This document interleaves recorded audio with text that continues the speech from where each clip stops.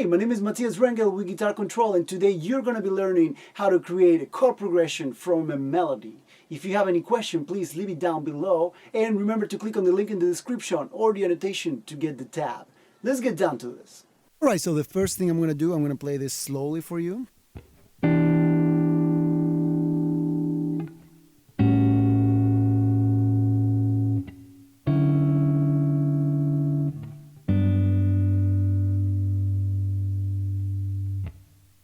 So the concept behind all of this is creating chord progressions with a voice leading, voice led by a melody. That's all it is. So what's happening here is that I created a melody, which is this one.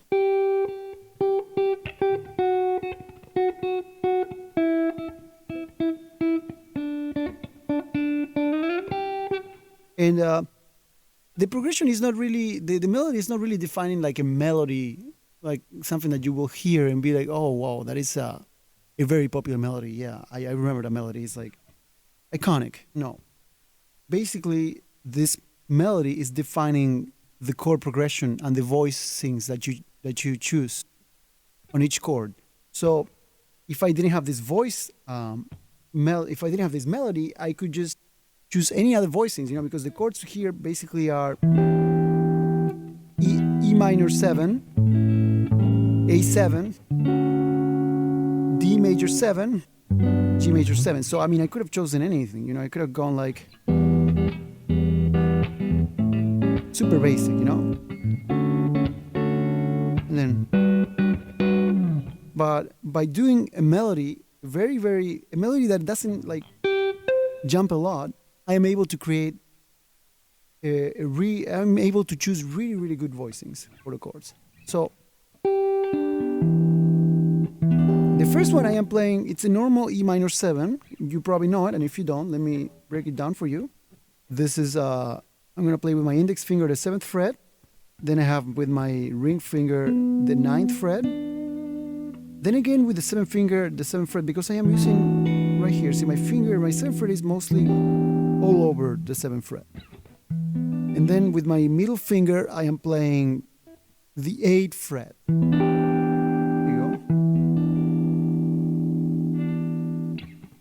Then the melody that I've chosen is the 3rd of the chord.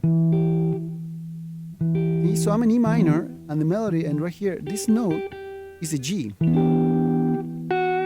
So then I go to this one. I mean, and this is an F sharp. But the thing here is that A7, the chord itself, it's an A. It includes an A, a C sharp, E, and G. So there's not really any F sharp there, but the F sharp in an A7 is the 6th of the chord. So we choose this voicing right here, which is basically an A13, I would say. An A13 it's a 7th chord with an added 13 or 6. That's what it is. See, then I choose this chord for the D major 7. I could have chosen this one also, but then it wouldn't be D major 7. It would be something else. But so this is the 9th of a D. The melody, it's the 9 of a D. And I have chosen to go with this one, which is a, if you don't know this chord, it's on the 5th fret of the 5th string. You're going to place your middle finger there. Then you're going to place your index finger on the 4th fret of the 4th string. And then on the 3rd string, you're going to place your pinky finger on the 6th fret of the 3rd string. And then your ring finger is going to go into the 5th fret of the 2nd string. That's it, right there. Now for the one that I played before, we are basically playing the index finger on the 5th fret, middle finger on the 5th fret of the 4th string, and then this is very, very easy.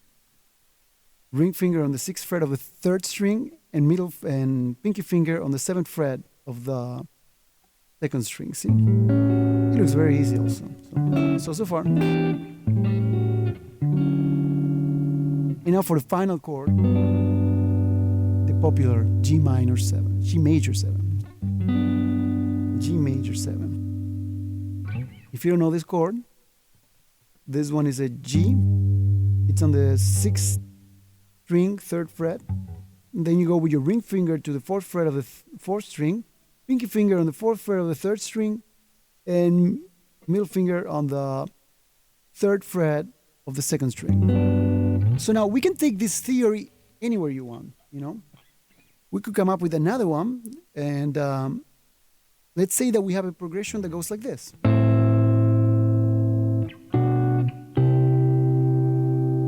You know,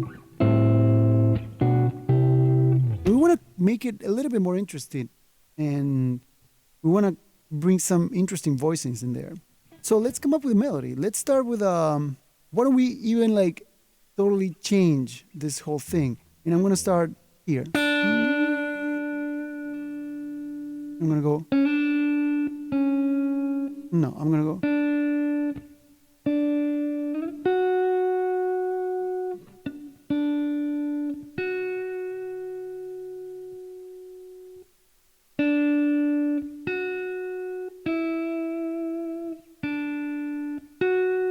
That's gonna be my voice leading melody. So this one, what can I do? This is the 4th of. So I'm assigning a note per chord. So clearly, this one goes with this one, this one goes with this one, and this one goes with this one. Okay. So for this one, I'm gonna choose this one. So what I've done here, I just play the normal chord and I just bring it down. See, this one sounds really cool. And for this one, I could play this one also, that I've already played it, but it's a little bit boring. So what I'm going to do, I'm going to play an inversion of this. So how did I come up with this inversion? It's very, very simple. The B minor 7, it's made of a B, D, F sharp, and A. Right? Those are the notes that are part of the B minor 7. Now, if I start on the 2nd note of a B minor 7, which is D, I'm going to have B, F sharp, A, and B. And then what I do, I send the 2nd note an octave above, which is, in this case, is the 2nd note of the position. Remember, this is not the 2nd note of the chord. This is the 2nd note of the position. So I'm starting on the... I'm building this chord from the first inversion of a B minor 7. So a B minor 7 is B, D, F sharp, and A. And I am starting it from D, right? Which is the 2nd note of B minor 7. And I'm going to start it from there. And if I start it from there, it's going to be D, F sharp, A, and B, right? And I'm going to send the 2nd note of that position an octave above. So that means that I'm going to end up having D, A, B, F sharp. Right? Because I send the F sharp and up. So there you go. So now I have.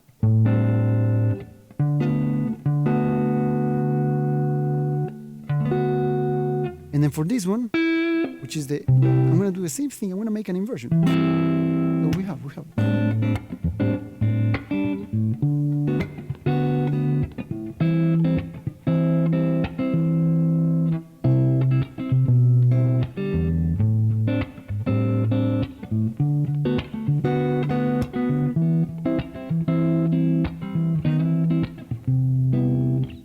You can do this with any chord progression that you want, and it's a really, really good technique to come up with different progressions. Because, you know, sometimes, I mean, when I was starting out, I would get stuck with the same chords, and I'll be like, man, I want to learn new chords. I want to learn new stuff, and this is like the way to do it. It's very, very simple, and you come up with unique voicings and voice leading.